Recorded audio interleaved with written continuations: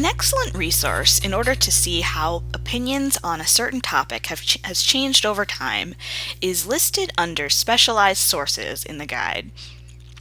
If you scroll down to the iPoll databank, you can use this tool to find some really interesting information.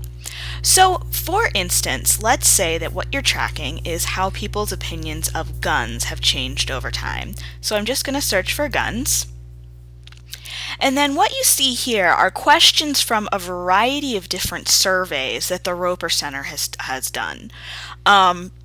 You can see right here, you can check which decade your survey information comes from. So for instance, let's say you wanted to know that what opinions on guns were in 1940. You can see the questions that come up, and as it looks like here, these questions all have to do with actual war, so that's probably not going to work for us. But let's click on the 1980s. So these questions are different and more related to actual individual gun ownership.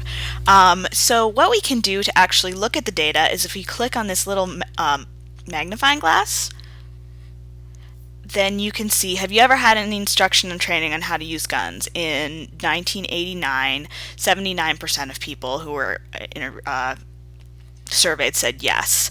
So what you can do is you can look at the survey to see if there's any more questions that would be relevant. So these questions seem all about personal gun ownership. Right here we have one, the person's right to own guns is protected by the US Constitution. So 90% of these people said yes, only 5% said no, and 5% said not sure.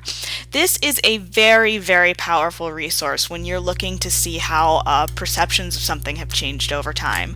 Obviously it's not going to cover all topics. Some topics weren't even being discussed at certain points, but it's a really, really good tool. And like I said, the way you get to it is on the guide, click on specialized sources, and then click on iPoll databank.